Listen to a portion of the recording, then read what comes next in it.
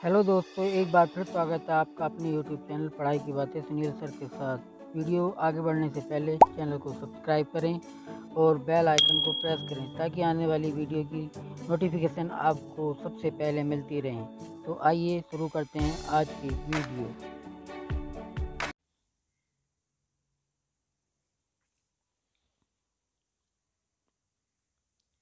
नमस्कार दोस्तों, आज की वीडियो में हम लेकर हाजिर हुए हैं मिशन प्रेरणा के अंतर्गत आधारशिला, ध्यानाकर्षण एवं शिक्षण संग्रह से संबंधित बहुविकल्पीय प्रश्नोत्तरी लेकर।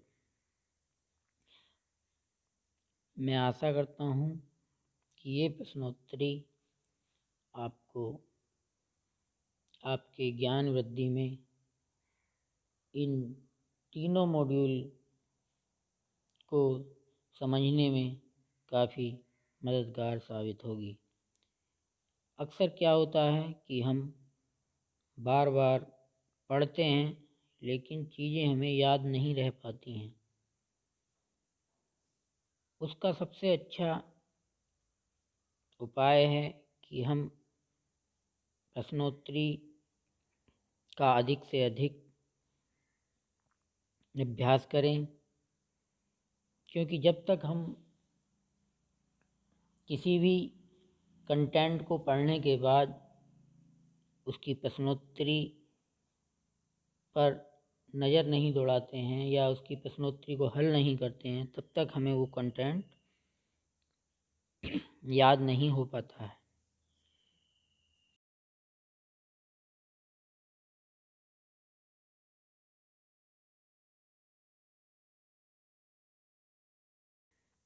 आइए शुरू करते हैं प्रश्नोत्तरी। पहला प्रश्न है, परिणाम आधारित लक्ष्य हैं अधिगम संबंधी परिणाम या लर्निंग आउटकम या सीखने के प्रतिफल या उपर्युक्त सभी। देखिए शिक्षकों, ये जो सभी तीनों चीज़ें हैं, अधिगम संबंधी परिणाम, लर्निंग आउटकम, सीखने के प्रतिफल, ये तीनों एक ही चीज़ हैं। इन्हें ही हम परिणाम आधारित लक्ष्य भी कहते हैं। जो लर्निंग आउटकम है वो परिणाम आधारित होते हैं, इसलिए इसका सही ऑप्शन हो जाएगा उपर्युक्त सभी। आइए अगले प्रश्न की तरफ बढ़ते हैं।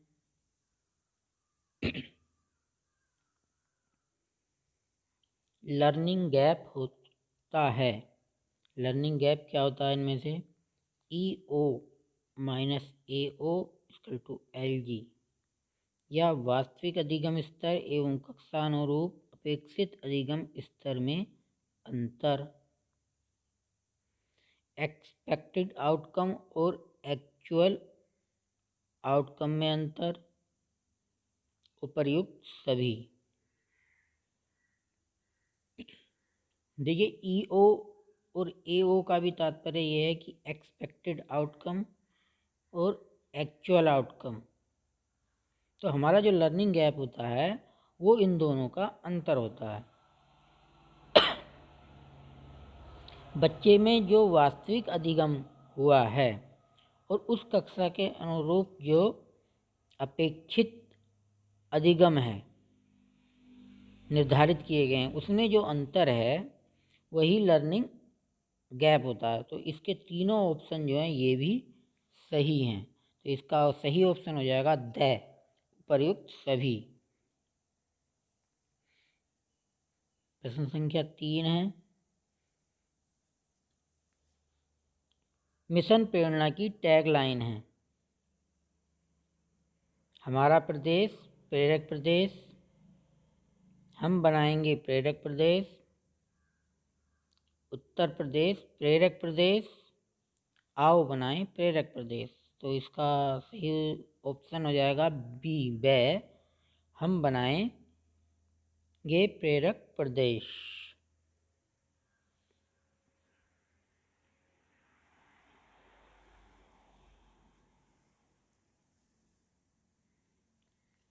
चौथा प्रश्न है, बच्चे भाग के 75% प्रश्नों को सही हल कर पाते हैं, किस कक्षा का प्रेरणा लक्ष्य है?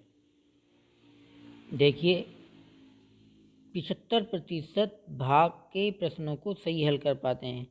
इसमें है कक्षा 3 गणित, कक्षा 5, कक्षा 4 गणित या कक्षा 5 गणित।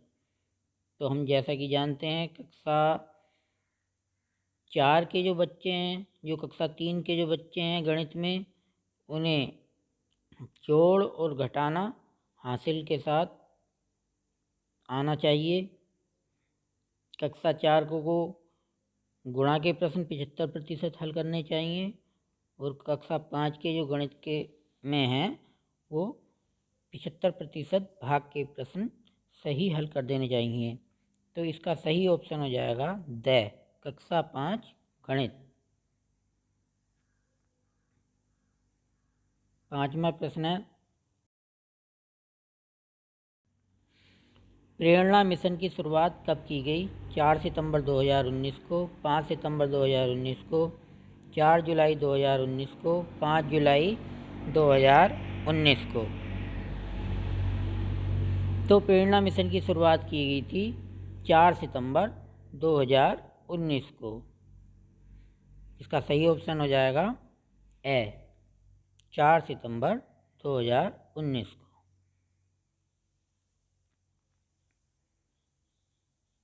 छठा प्रश्न है, प्रेरणा तालिका को कौन प्रमाणित करेगा? ARPs, SRGs, खंड शिक्षा अधिकारी या संबंधित विद्यालय का प्रधानाध्यापक? तो प्रेरणा तालिका को संबंधित विद्यालय का प्रधानाध्यापक प्रमाणित करेगा। तो सही ऑप्शन हो जाएगा द।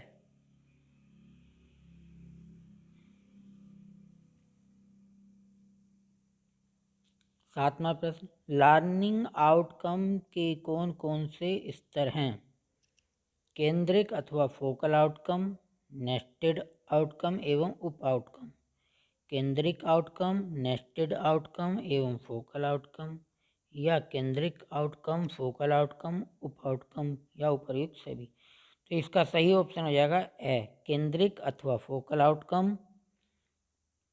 दूसरे नेस्टेड आउटकम, तीसरे उप आउटकम। सही ऑप्शन ए। आगे बढ़ते हैं।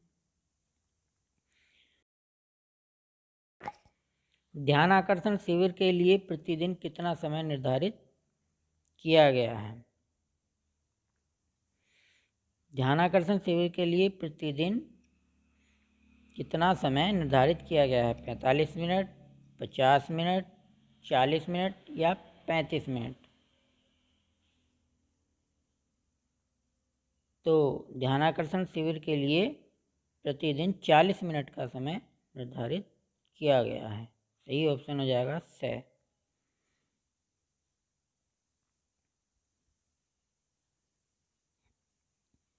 गणित सीखने का क्रम क्या है?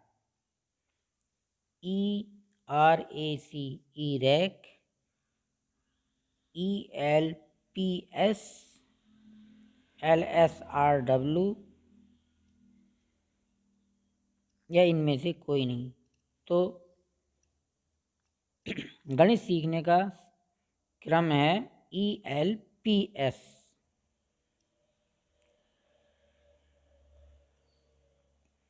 ELPS का मतलब होता है experience, language, picture and symbol.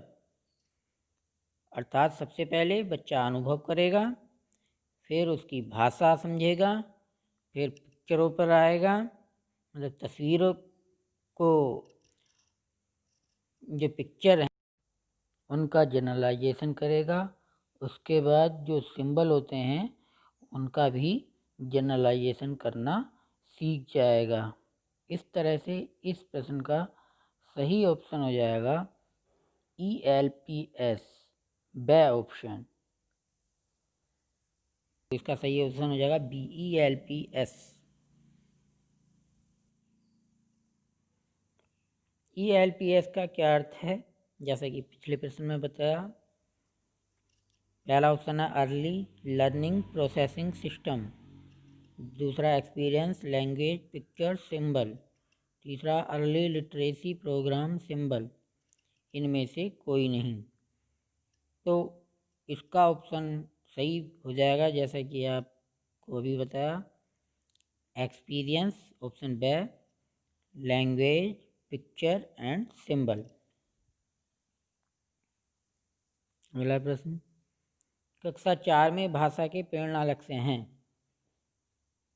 किसी अनुच्छेद को 40 शब्द प्रति मिनट के प्रभाव से पढ़ लेना, बड़े अनुच्छेद को पढ़कर 75% प्रश्नों के सही उत्तर देना, छोटे अनुच्छेद को पढ़कर 75% प्रश्नों को सही उत्तर देना, 30 शब्द प्रति मिनट के प्रभाव से पढ़ लेना। तो कक्षा 4 के भाषा के प्रेरणा लक्ष्य हैं छोटे अनुच्छेद को पढ़कर 75% प्रश्नों के सही उत्तर देना। तो सही ऑप्शन हो जाएगा सी। आगे बढ़ते हैं, राज्य के प्रेरक बनने में ब्लॉक से राज्य का क्रम होगा। स्कूल जिला मंडल प्रदेश, स्कूल ब्लॉक जिला प्रदेश, ब्लॉक जिला मंडल प्रदेश, या स्कूल ब्लॉक मंडल प्रदेश। तो इसका सही क्रम है, ब्लॉक पहले घोषित होगा, फिर जिला, फिर मंडल और फिर प्रदेश। तो सही ऑप्शन हो जाएगा सी।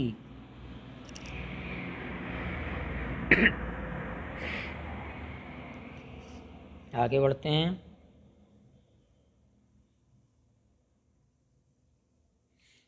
प्रेरणा तालिका शिक्षकों द्वारा कितने समय अंतराल पर भरी जाएगी?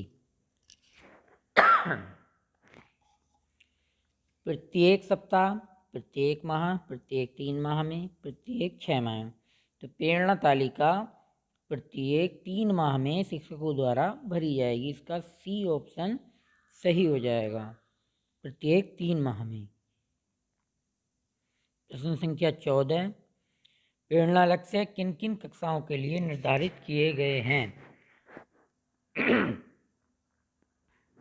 कक्षा 1 व 2 के लिए, कक्षा 1 से 8 तक के लिए, कक्षा 1 से 5 तक के लिए, कक्षा 3 से 5 के लिए।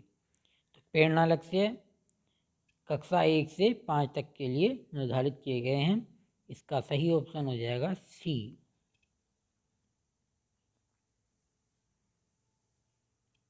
प्रश्न संख्या 15, प्रेरणा लक्ष्य किन किन विषयों के लिए निर्धारित किए गए हैं? तो प्रेरणा लक्ष्य देखिए अभी जो है केवल 2 विषयों के लिए निर्धारित किए गए, जैसे हम जानते हैं। एक हिंदी और गणित है ऑप्शन, एक है भाषा और गणित, हिंदी गणित अंग्रेजी और गणित अंग्रेजी। देखिए इसमें प्रश्न में एक थोड़ा सा स्पेशल बात छिपी हुई है, हिंदी गणित और भाषा गणित। हिंदी गणित और भाषा गणित में अंतर ये है कि जो प्रेरणा लक्ष्य हैं वो भाषा और गणित के लिए निर्धारित किए गए हैं। जो भी जिस भाषी क्षेत्र में हम रहते हैं या वहाँ पे शिक्षा दी जाती है, क्योंकि इस जो अब योजना है उसमें बच्चे को शिक्षा उसकी मातृभाषा में देने का प्रावधान है। तो प्रेरणा लक्ष्य जो है उसकी भाषा और गणित के लिए निर्धारित किए गए हैं। अब हमारा जो प्रदेश है वो हिंदी भाषी है, इसलिए हमारे प्रदेश में हिंदी मतलब भाषा और गणित के प्रेरणा लक्ष्य निर्धारित किए गए हैं, जबकि दूसरे राज्यों में उनकी जो मातृभाषा है और गणित उसके प्रेरणा लक्ष्य निर्धारित किए। तो हमारे सही ऑप्शन इसका यही होगा कि भाषा और गणित के प्रेरणा लक्ष्य निर्धारित किए गए हैं।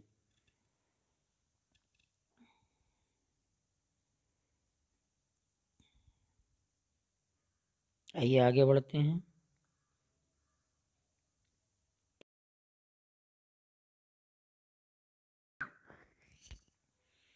प्रेरणा तालिका में एक पृष्ठ पर कितने बच्चों का विवरण रहता है? 20 बच्चों का, 25 बच्चों का, 30 बच्चों का या 35 बच्चों का? तो प्रेरणा तालिका पर में प्रत्येक पृष्ठ पर अधिक से अधिक हम 30 बच्चों का विवरण दर्ज कर सकते हैं। उसमें 30 खाने होते हैं, 30 कॉलम, मतलब 30 लाइनें होती हैं, हर बच्चे के लिए एक। तो इसका सही ऑप्शन हो जाएगा सी, 30 बच्चों का। प्रेरणा सूची में किस कक्षा में के कितने लर्निंग आउटकम दिए गए हैं? प्रेरणा सूची में किस कक्षा के कितने लर्निंग आउटकम दिए गए? कक्षा 1 से 3 तक के लिए 14 एवं 4 व 5 के लिए 15। बी ऑप्शन है कक्षा 1 से 3 तक के लिए 15 और 4-5 के लिए 16। सी ऑप्शन है कक्षा 1 से 3 के लिए 14 एवं कक्षा 4 से 5 के लिए 16। और डी ऑप्शन है कक्षा 1 से 3 के लिए 16 और 4 व 5 के लिए 14। इसका सही ऑप्शन हो जाएगा सी, कक्षा 1 से 3 तक के लिए 14 एवं 4 एवं 5 के लिए 16 लर्निंग आउटकम दिए गए हैं। प्रश्न संख्या 18, मिशन प्रेरणा के लोगों में कौन कौन से रंग हैं? लाल, हरा, पीला, लाल पीला नीला, नीला पीला हरा, हरा नारंगी नीला। तो मिशन प्रेरणा के लोगों में 3 रंग हैं, नीला, पीला, हरा। सी ऑप्शन हो जाएगा सही। अगला प्रश्न, कक्षा 1 के प्रेरणा लक्ष्य हैं। गणित में जोड़ के 75% प्रश्न कर लेता है एवं भाषा के 10% प्रति मिनट से पढ़ लेता है।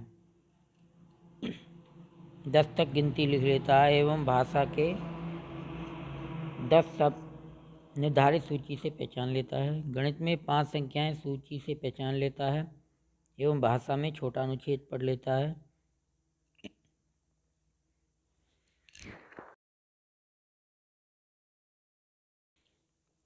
बच्चा गणित में निर्धारित सूची से 5 अंक पहचान लेता है एवं भाषा की निर्धारित सूची से 5 शब्द पहचान लेता है।